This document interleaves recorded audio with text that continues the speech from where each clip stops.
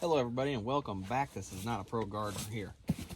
So today what we're going to be doing is preparing for the frost that's coming up. So as you can see, onions are very cold hardy and these haven't quite had the chance to get established yet. So I'm going to cover them for safety. So what I'm going to do is I'm going to water these in really heavy, make sure this is nice and moist dirt here, and get them insulated around the plant roots. When you water these in heavy, it insulates around the plant roots. And then I'm going to cover them with this plastic, which is why I have these hoops on this bed made of PVC. So we're just going to do extra protection on these because, well, if you put the work in, I mean, what's a few extra steps? You know, it's not such a big deal to me. In order to grow these big bulbs that we like to have on these onions, we need to get them in the ground as early as possible. So we're definitely going to be watering these in really heavy with a low rate on the AgroThrive General Purpose. And that's going to be still kind of mixed in. I believe it's a 1:16 ratio, which ain't very much, but I'm just doing this just to get them started out, you know, just because I usually feed them every chance I get, just to kind of give them that little bit of a push, you know, kind of like spoon feeding them. So what we're going to do is we're going to get these watered in, and then we're going to talk about other ways to protect your plants from the frost. You know, just little tips and tricks here, and just to pass them on to kind of help any other new gardeners that just ain't quite sure or don't know exactly what to do or how to do it. Just some little tips and tricks. So let's go ahead and get these watered in.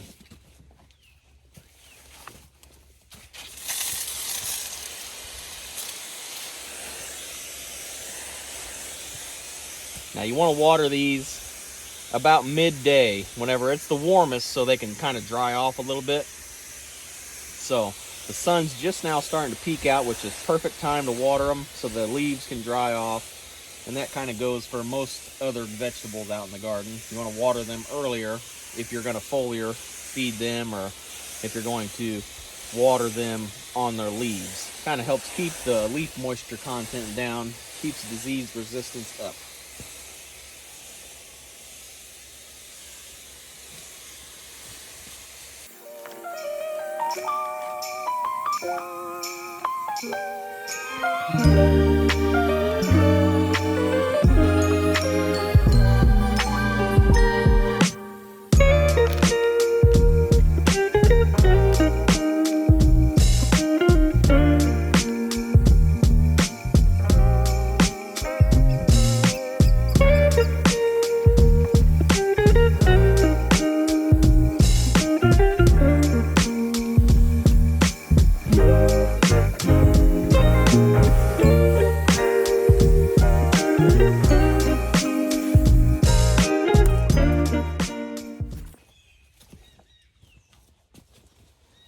So now, we got these watered in, and I didn't want to water them so much right now. I'm going to come back later and water them again before the night's up, just to kind of give them that extra insurance.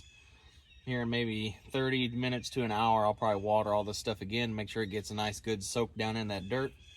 So another way that you can protect your plants is from the frost is you can put sticks in the ground. If you don't have big pieces of plastic and hoops like this, you can just put sticks in, as long as whatever you're covering them with does not touch. If the wind don't blow mine away, whatever you're covering them with, like if I put sticks down in a pot and I didn't want my tomato plant's leaves to touch the plastic, you would need to wrap them with like a rope or something, just to kind of keep them a little more confined, and then put your bag over it, or, you know, frost cloth, whatever you got. So you definitely want to make sure the leaves aren't touching your frost covering, and if you don't mind a little burn on your leaves, well, then that's not a big deal. But another way that you can protect from the frost is your well water. If you have well water, it's around roughly 50 degrees temperature coming out of my well. So that's higher than below freezing. So if I get a night that's below freezing and I really needed a crop to not get bit back, I could run an overhead sprinkler on my plot all night. And you definitely want to make sure it's all night, because that would keep the leaf temperature up, you know, as high as that moisture and that, as high as that well water would be. So that would be higher than freezing, but you would have to run it all night would be the, the downfall to that. So if you had water and you needed that crop to succeed, you could do that. Another way is I could, if I didn't have a big piece of plastic, or if I just had a smaller raised bed here and the leaves were lower than my covering, I could just use the old bed sheet, probably a black one or something like that, and then you'd get that one soaking wet, drape it over it, make sure it's not touching any of the foliage on your plants, and that would help protect it from the frost.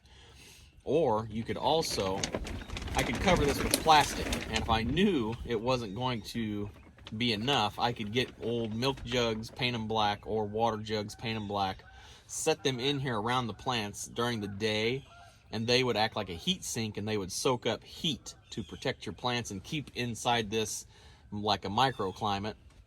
So if I covered this up with plastic and I had those jugs in here about every 2 foot all the way down, that would act as a heat sink for the net evening. So because the sun would heat that water up inside that jug, and it would hold that heat. And then at nighttime, it would kind of help disperse the heat and kind of help the ambient temperature in here a little bit. It wouldn't be a fix-all, but it would help for smaller situations, smaller than this big situation here.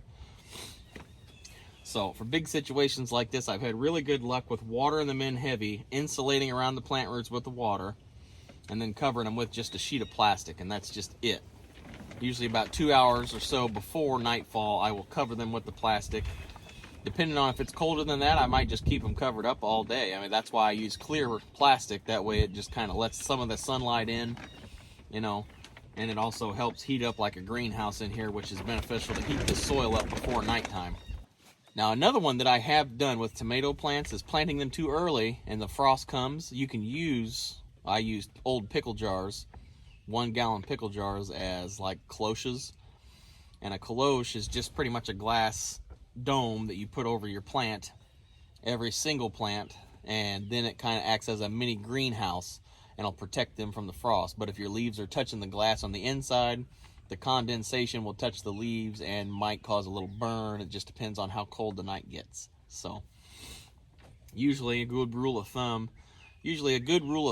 is for me just to make sure the foliage does not touch whatever I'm covering them with if I'm getting a frost that night.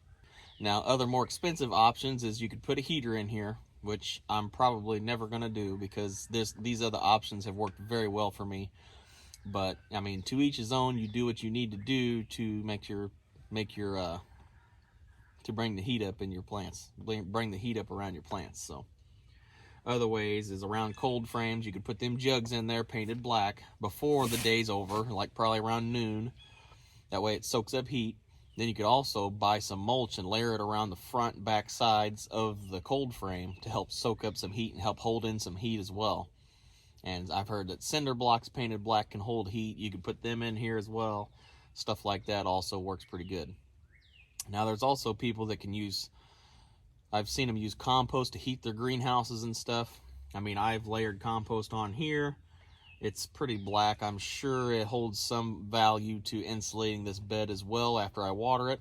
So that's a pretty big plus because I'm sure all that organic matter, or all of this matter, all this compost holds quite a bit of water, and it probably holds it pretty good. So that probably is a good insulator as well. Another one that I've used is straw. Like for my asparagus bed, as you've seen, I have used straw to insulate that as well, or I've also used sawdust as well to insulate over there. So that stuff works pretty good. Now, I'm sure there are many other ways to help protect from a frost, so let's hear it from you guys. Leave it in the comments down below what you've used to protect your plants from a frost, and maybe some more tips and tricks for any newcomer gardeners out there. So let's try to help everybody out, and just put down in the comments below what tips and tricks you've used, and help everybody else grow their own food. It's Not a Pro Gardener here. Thanks for watching. Don't forget to like, share, subscribe, and I'll see you next time out there in the garden. Have a great day.